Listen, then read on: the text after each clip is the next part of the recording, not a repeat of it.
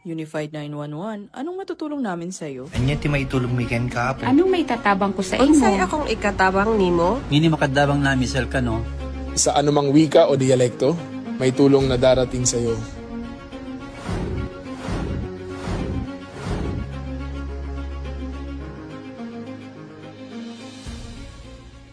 Lilingkod sa bawat Pilipino at magbibigay ng tamang impormasyon para sa tahimik at maayos na Pilipinas. Police News Network, alagad ng batas, tagapagtaguyod ng balitang pulis, sandigan ng mamamayan, patnubay ng katotohanan.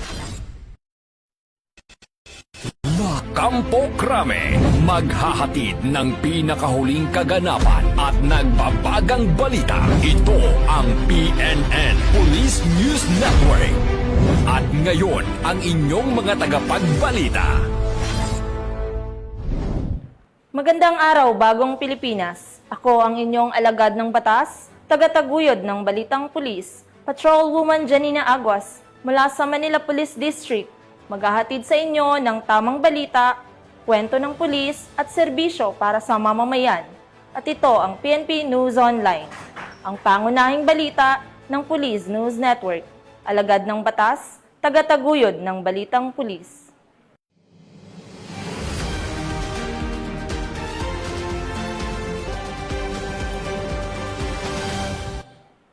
Narito ang mga balitang dapat nyong abangan.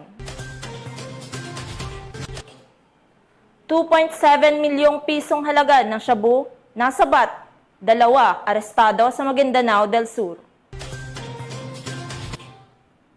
Cebu City Police Office nanguna sa pagpapanatili ng kaayusan at seguridad sa huling araw ng 2025 bar examinations. At dating miyembro ng New People's Army, voluntaryong sumuko sa Camarines Norte.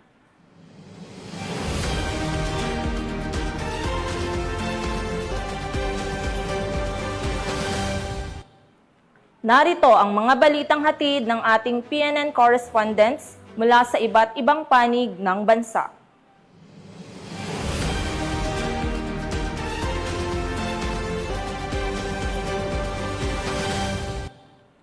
Simulan natin ang balita mula sa bahagi ng Luzon.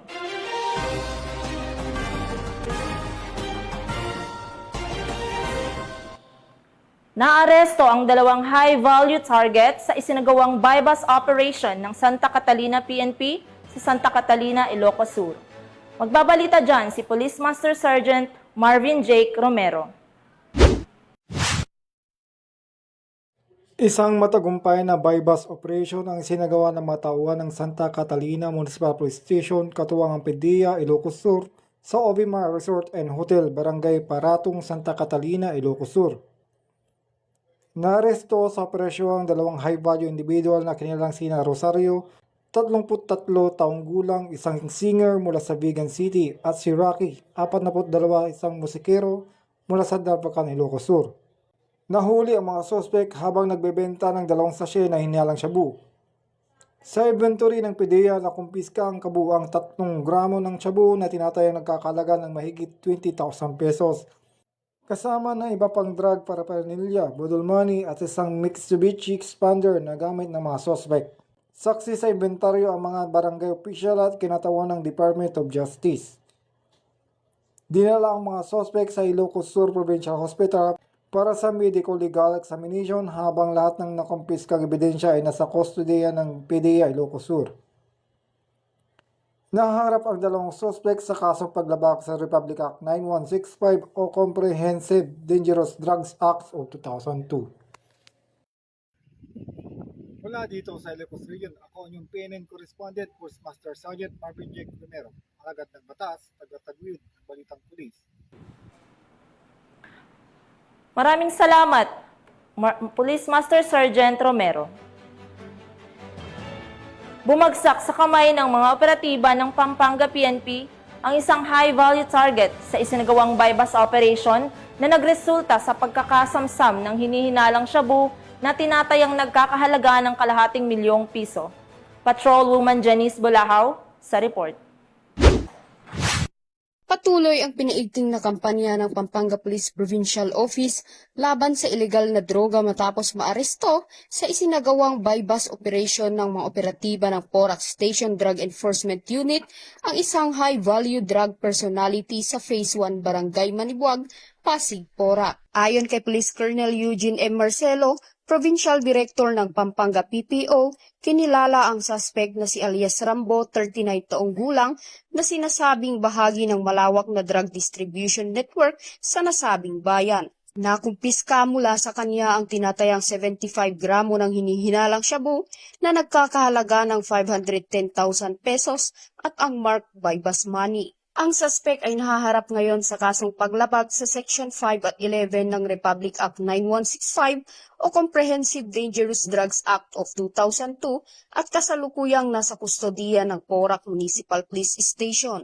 Ang matagumpay na operasyon ay patunay ng agresibong, intelligence-driven na estratehiya ng Pampanga PPO upang wakasan ang problema sa iligal na droga at tiyakin ang kaligtasan ng komunidad. Sa ilalim ng matatag na pamumuno ni Police Colonel Marcelo, nananatiling matibay na kuta ng batas at kaayusan ang Pampanga, kung saan walang kriminal na makapagtatago. Mula dito sa Gitnang Luzon, ako ang inyong PNN correspondent, Patrolwoman Janice Bulahaw, alagad ng batas, tagataguyod ng Balitang Pulis. Maraming salamat, Patrolwoman Bulahaw. Isang dating miyembro ng New People's Army ang voluntaryong sumuko sa mga otoridad sa Labo, Camarines Norte. Yan ang tinutukan ni Patrolwoman Jera Del Loterte. Voluntaryo sumuko ang isang dating miyembro ng New People's Army sa mga tauhan ng Daet Municipal Police Station sa Labo, Camarines Norte nito lamang Setyembre 14 taong kasalukuyan. Kinilala ang sumukong individual na si Ka Arthur, 65 taong gulang, may asawa, dating miyembro ng NPA KLG-2 sa ilalim ng Armando Catapia Command ng Camarines Norte. Ayon sa sabing pagsuko, dahil sa sanibwersa ng mga otoridad at iba't ibang ahensya ng gobyerno. Mula dito sa Legazpi City, Albay, ako ang inyong PNN correspondent, Patrolwoman Jera Del Loterte, alagad ng batas, tagataguyod ng Balitang Pulis. Maraming salamat, Patrolwoman Loterte. Binunot at sinunog ng mga otoridad ang tinatayang 400,000 pisong halaga ng fully grown marijuana plants na natagpuan sa Bakun, Benguet. Magbabalita dyan si Patrolwoman Lizelle Digman.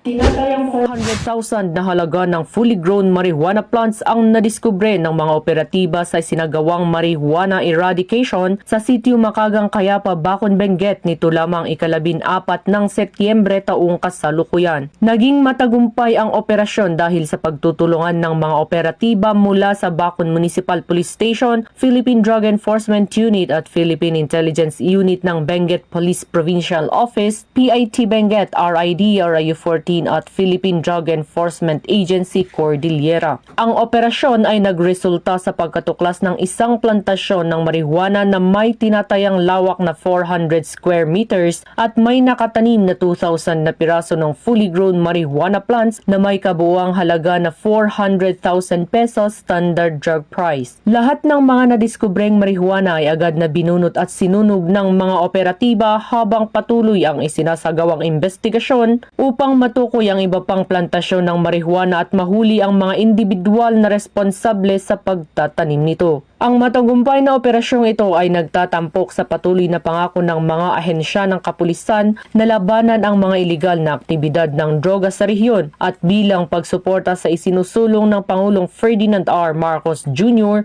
na whole of nation approach na kinakailangan para masugpo ang paglaganap ng iligal na droga at maging illegal drug-free ang bansa. Mula dito sa rehiyon ng Cordillera, ako ang inyong PNN correspondent, Patrolwoman Digman, alagad ng batas, tagataguyod ng Balitang Pulis. Maraming salamat, Patrolwoman Digman. Nakilahok ang Regional Police Community Affairs and Development Unit 2 sa isinagawang bloodletting activity sa lungsod ng Kawayan, Isabela. Yan ang balitang hatid ni Patrolwoman Jerilyn Colico.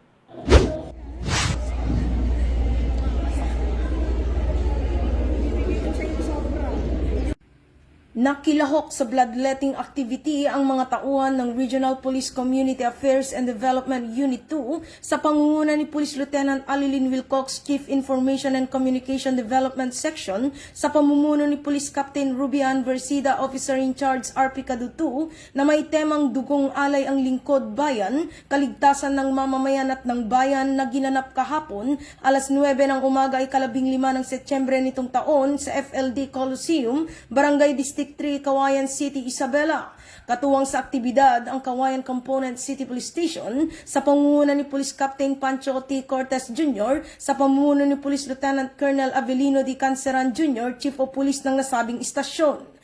Ang kaganapan ay inorganisa ng City Health Office 1 ng nasabing lungsod kasama ang Red Cross Isabela Chapter sa pangunguna ni Mrs. Nanette Cabalonga, Chapter Service Representative Blood Services, at sa pakikipagtulungan ng Kawayan Dentist Exclusive kung saan ito ay bahagi ng Civil Service Month Celebration. Sa pamamagitan ng ganitong aktibidad, mas napapalakas at naiibsan ang pangangailangan sa mga blood supply ng mga ospital at medical facilities. Ito ay naganap bilang bahagi ng mga pagsisikap ng bawat mamamayan ng lungsod ng Kawayan upang mapalawak ang kamalayan tungkol sa kahalagahan ng dugo at pagsuporta sa mga taong nangangailangan nito. Ang matagumpay na aktibidad ay may layuning mapunan ang supply ng dugo sa ating blood centers para sa mga pasyenteng nangangailangan nito. Nagpapakita rin ito ng pagtutulungan at pagmamalasakit sa bawat isang Kawayenos. Mula dito sa Lambak ng Cagayan, ako ang inyong Police News Network Correspondent, Patrolwoman Jenny Colito. Alagad ng batas, tagataguyod ng balitang pulis. Maraming salamat, Patrolwoman Colico. Pinangunahan ni Police Brigadier General Ruel Rodolfo, Regional Director ng Police Regional Office Mimaropa, ang field visit at inspeksyon sa Romblon. Alamin ang mga kaganapan mula kay Patrolwoman Desiree Padilla. Police Regional Office Mimaropa Regional Director, Police Brigadier General Ruel C. Rodolfo ang sinagawang field visitation at inspection sa Romblon Technical Support Platoon Headquarters, South Jongan at San Jose Municipal Police Station, Barangay Poblacion, San Jose, Romblon nito lamang Setyembre, taong kasalukuyan. Layunin ng aktibidad na tiyakin ang kahandaan, kalagayan at kapakanan ng mga tauhan sa lalawigan. Sa kanyang toktomen, binigyang diin ni Police Brigadier General Rodolfo ang kahalagahan ng disiplina, pagiging mapagmatsyag, at mahigpit na pagsunod sa 7-point agenda ng Acting Chief PNP, Police Lieutenant General Jose Melancio Sr. Tatas Jr., gayon din sa ligtas core pillars. Aniya, mahalaga na ang bawat hakbang ng kapulisan sa operasyon man o sa pang-araw-araw na serbisyo ay sumasalamin sa integridad, pananagutan at tapat na paglilingkod. Ayon pa kay Police Brigadier General Rodolfo, ang 7-point agenda at ang ligtas core pillars ay hindi lamang simpleng direktiba kundi araw-araw na gabay upang makapagpatatag ng ligtas at matatag na mga komunidad. Dagdag pa niya, ito ang magsisilbing blueprint sa pagpapanatili ng kaayusan, pagpapatupad ng batas at pagpapatibay ng tiwala ng publiko sa kapulisan. Kasama rin sa sinagawang pagbisita ang pagsusuri sa kahandaan ng mga unit, kasanayan ng mga tauhan, at ang bisa ng mga lokal na hakbang sa seguridad. Sa pamamagitan nito, tiniyak ng Pro Mimaropa na ang bawat unit sa Romblon ay nananatiling handa at sapat ang kakayahan upang tugunan ang pangangailangan ng kanilang komunidad. Kalinsabay nito, nakibahagi rin sa inspeksyon sina Police Colonel Ali Jose Duterte, Chief ng RPRMD, at Police Colonel Rexton F. Sawi, Provincial Director ng Romblon PPO. Ang kanilang pagtutok sa readiness evaluation ay bahagi ng mas pinaigting na kampanya upang mapatatag ang kapayapaan at kaayusan sa buong lalawigan ng Romblon. Mula dito sa Home of the Police Eco Warriors, Calapan City, Oriental, Mindoro, ako ang inyong PNN Correspondent, Patrolwoman Desiree Padilla, alagad ng batas, tagataguyod ng balitang pulis.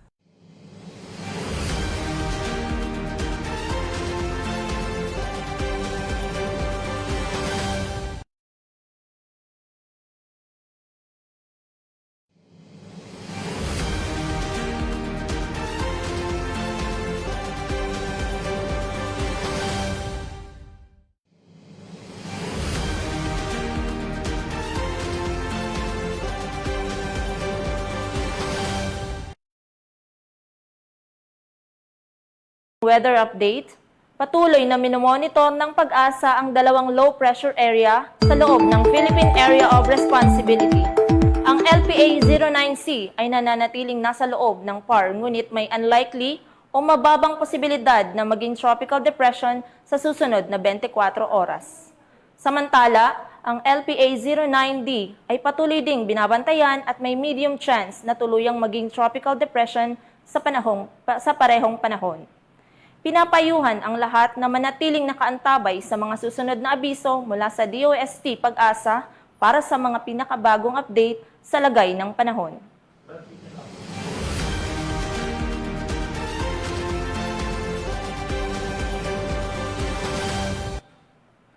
Tunghayan naman natin ang mga balita mula sa Visayas.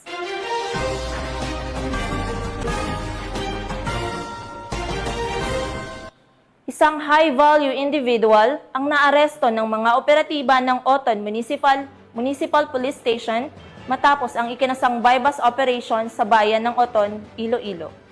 Ang report mula kay Patrolwoman Lynette Sablon. Arestado ang isang high-value individual na drug personality matapos ang matagumpay na bypass operation na isinagawa ng Regional Police Drug Enforcement Unit 6 nito lamang 14 ng Setyembre taong kasalukuyan sa Zone 2, Barangay Alegre, Oton, Iloilo. Kinilalang suspect na si Alice Dagul, 36 na taong gulang, residente ng nasabing barangay. Nahuli siya matapos magbenta ng isang sachet na hinihinalang shabu, kapalit ang 14,000 pesos na Markman. Ayon kay Police Major Marvin Villanueva, Deputy Chief RPDO 6 na samsa mula sa pag-iingat ng suspect, ang humigit kumulang 380 gramo na hinihinalang shabu na may standard drug price na tinatayang 2,584,000 pesos. Kabilang din sa mga nakumpiska ang isang sachet na hinalang shabu bilang bypass item, 9 na sachet na hinalang shabu, 2 knot-tied plastic bags na may laman ding shabu, bypass money na 14,000 pesos at iba pang non-drug items. Nasa kusdiya na ng kapulisan ang suspect at sasampahan ng kasong paglabag sa Republic Act 9165 o Comprehensive Dangerous Drugs Act of 2002. Ang operasyon ay pinangunahan ng RPDU 6, katuwang ang Oton Municipal Police Station, PDEO IPPO, PDEGSO OU6 at RID6. Patuloy ang PNP sa mas pinaigting na kampanya laban sa iligal na droga upang matiyak ang kaligtasan at kapayapaan ng publiko. Mula rito sa Western Visayas, ako niyang PNN correspondent, Patrolwoman Lynette Sablon, alagad ng batas sa kataguyod ng Balitang Pulis. Maraming salamat, Patrolwoman Sablon. Naging maayos at mapayapa ang huling araw ng 2025 bar examinations sa lungsod ng Cebu sa pangunguna ng Cebu City Police Office sa pagpapatupad ng seguridad at kaayusan. Yan ang balitang hatid ni Patrolwoman Flora May Azares. Tagumpay na nipatupad ng Cebu City Police Office ang mga hakbang sa seguridad at crowd control sa paligid ng University of San Jose Recoletos Basak Campus sa Cebu City nitong Setyembre 14 ng taong kasalukuyan, kasabay ng huling araw ng 2025 bar examinations. Pinangunahan ng CCPO ang deployment ng halos 200 uniform personnel sa testing center na itinalaga sa Korte Suprema bilang isa sa 14 na local testing sites sa bansa. Katuwang ang Cebu City Transportation Office, Barangay Public Safety Officers at iba pang ahensya ng lokal na pamahalaan, isinagawa ang masinsinang pagbabantay upang matiyak ang kaligtasan ng mga bar examinee, taga-suporta at ng buong komunidad. Tinatayang mahigit 1,000 taga-suporta mula sa iba't ibang law schools at universidad ang dumagsa sa lugar upang ipakita ang suporta sa mga sumasailalim sa pagsusulit. Sa kabila ng dami ng tao, nanatiling maayos at tahimik ang daloy ng aktibidad dahil sa maagang pagtutok ng mga otoridad sa crowd management at trapiko. Ipinapatupad din ang liquor ban sa loob ng 100-meter radius mula sa USJR Basak Campus mula alas 9 ng gabi bago ang exam day hanggang alas 10 ng gabi matapos ang pagsusulit, alinsunod sa patakaran ng lungsod. Noong nakaraang September 14, 2025, nakaraang linggo, matagumpay po natapos ang bar examination na ginanap dito sa USJR Basak Campus, Cebu City, kung saan mahigit 1,000 katao ang nagtipon upang magbigay suporta sa ating mga bar examinees. Sa tulong po ng Bureau of Fire Protection, ng CCTO at CCDRRMO, EODK9 Group 7, naging maayos at ligtas ang daloy ng tao at trapiko sa paligid ng testing center. Mahigpit din namin ipinatupad ang mga umiiral na ordinansa sa lungsod, kabilang na ang liquor ban at noise regulation upang matiyak ang katahimikan at kayusan habang isinasagawa ang pagsusulit. Kami po ay lubos na nagpapasalamat sa ating mga katuwang sa seguridad at sa publiko sa kanilang operasyon. Naniniwala kami na naging maayos, mapayapa at matagumpay ang kabuang pagdaraos ng bar exam. Maraming salamat po at mabuhay ang ating mga bar examinees. Mula dito sa Central Visayas, ako ang inyong Police News Network Correspondent, Patrolwoman Flora May Azares, alagad ng batas, tagataguyod ng Balitang Pulis. Maraming salamat, Patrolwoman Azares. Arestado ng mga operatiba ng Sogod Municipal Police Station ang isang wanted person sa kasong paglabag sa Republic Act 7610 o Special Protection of Children Against Abuse, Exploitation and Discrimination Act sa Barangay Pancho Villa, Sogod, Southern Leyte. Patrolwoman Camberley Flores sa report.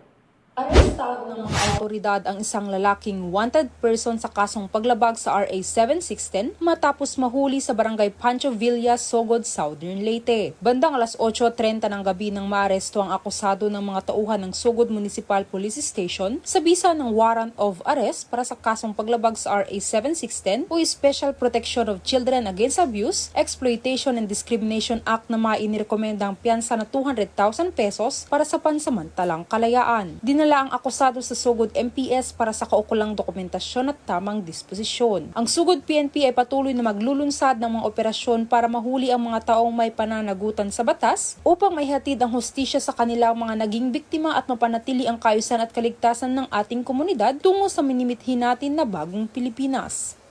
Mula dito sa Eastern Visayas, ako ang inyong PNN Correspondent, Patrolwoman Flores, alagad ng batas, tagataguyod ng Balitang Pulis. Maraming salamat, Patrolwoman Flores. Narito naman ang mga balita mula sa bahagi ng Mindanao.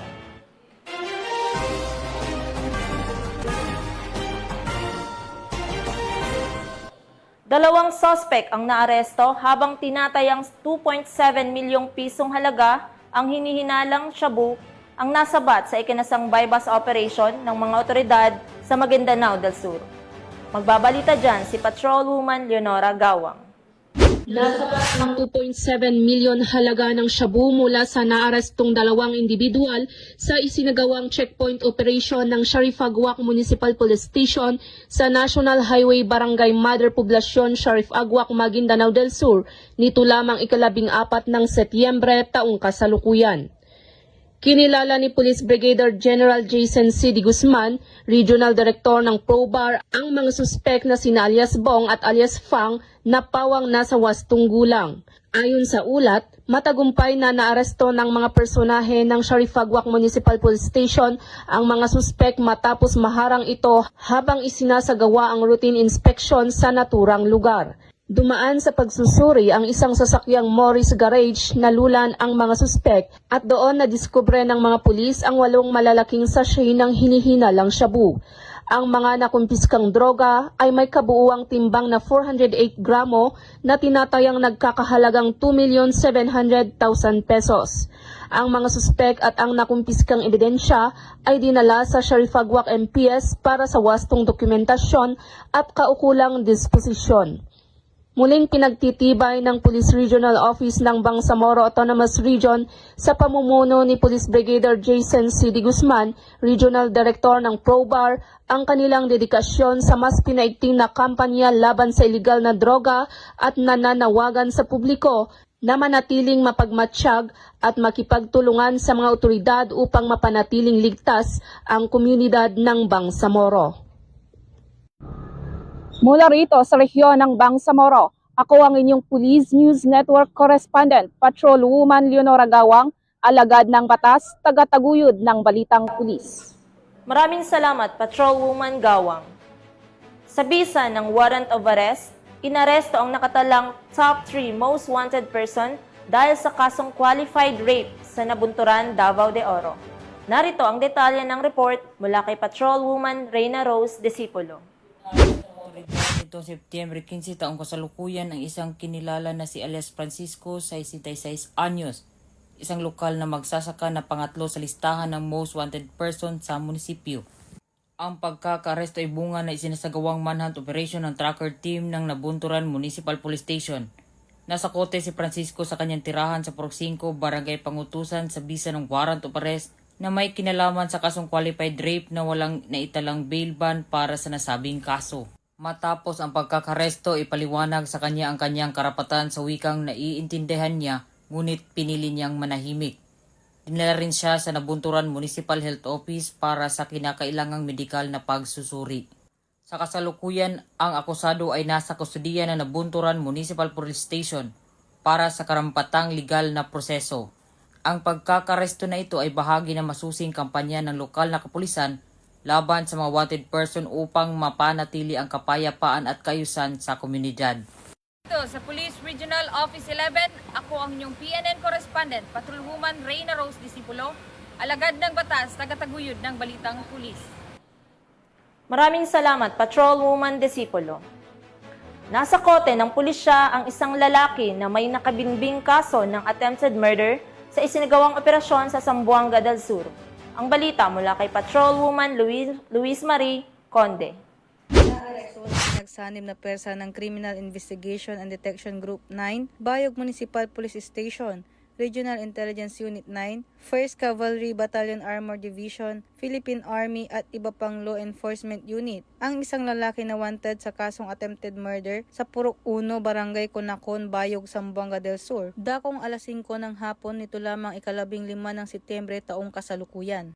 Kinilala ang suspect na si alias Jose, 62 anyos, may asawa at residente ng Barangay Liniensa, Pagadian City, Zamboanga del Sur. Ang pag-aresto ay isinagawa sa bisa ng warrant of arrest para sa kasong attempted murder na nakasampa sa criminal case number na 17081-2K23 na inilabas ni Honorable Romeo Tenorio Descallar, presiding judge ng Branch 19, 9th Judicial Region, Pagadian City, noong May 18, 2023. Ang kaso ay may inirekomendang piyansa na nagkakahalaga ng 120,000 pesos habang dinala naman ang akusado sa CIDG RSOT sub-office para sa kaukulang disposisyon. Ayon sa pamunuan ng PNP, patuloy nilang isinasagawa ang maigting na operasyon laban sa mga wanted person upang tiyakin na ang may sala ay mananagot sa batas at upang mapanatili ang katahimikan at kaayusan sa mga komunidad. Muling nananawagan ang mga otoridad sa publiko na makipagtulungan sa kapulisan sa pamamagitan ng maagap na pagbibigay ng impormasyon hinggil sa mga taong may kinakaharap na kaso upang mabilis na maipatupad ang batas at may ihatid ang hustisya. Mula dito sa Zamboanga Peninsula, ako ang inyong PNN correspondent, Patrolwoman Luis Marie Conde, alagad ng batas, tagataguyod ng Balitang Pulis. Maraming salamat, Patrolwoman Conde. Tinatayang 1.7 milyong pisong halaga ng shabu ang nasamsam sa bypass operation sa Barangay Glamang, Pulomolok, South Cotabato. Yan ang tinutukan ni Patrolwoman Resalie Umalay.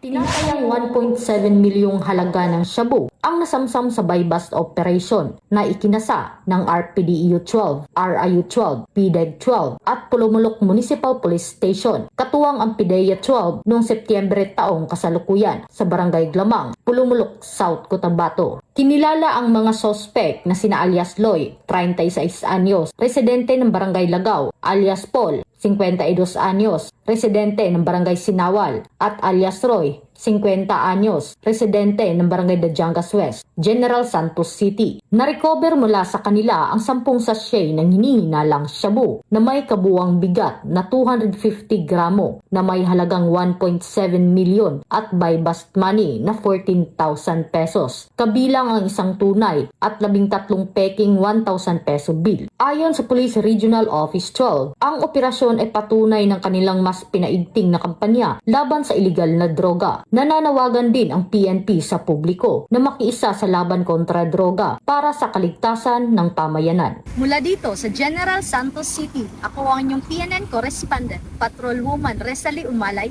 alagad ng batas, tagataguyod ng Balitang Pulis. Maraming salamat, Patrolwoman Umalay. At iyan ang mga balitang nakalap ng ating PNN correspondents mula Luzon, Visayas at Mindanao.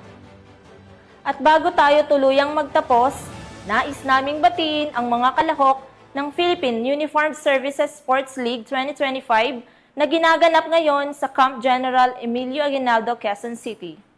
Mabuhay ang ating mga kinatawan mula sa iba't ibang ahensya ng pamahalaan tulad ng National Bureau of Investigation, Philippine Drug Enforcement Agency, Metro Manila Development Authority, Philippine Coast Guard, Bureau of Jail Management and Penology, Bureau of Fire Protection, Bureau of Corrections, Philippine National Police, Philippine Navy, Philippine Air Force at Philippine Army. Good luck po sa lahat ng teams. At mga ka-PNN, 100 days na lang, Pasko na!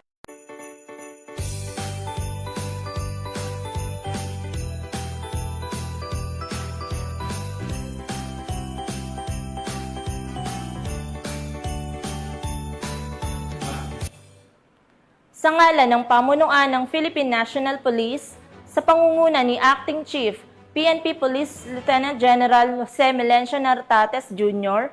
at sa pamumuno ni President Ferdinand Bongbong Marcos Jr., kami ay maglilingkod sa bawat Pilipino at magbibigay ng tama at balanseng balita. Mula rito sa tanggapan ng tagapag-ugnay ng Pambansang Pulisya, kami ang inyong alagad ng batas, tagataguyod ng Balitang Pulis. Ako ang inyong tagapag-ugnay, Patrolwoman Janina Aguas, mula sa Manila Police District, maghahatid ng tamang balita, kwento ng pulis at serbisyo para sa mamamayan. At ito ang PNP News Online, ang pangunahing balita ng Police News Network.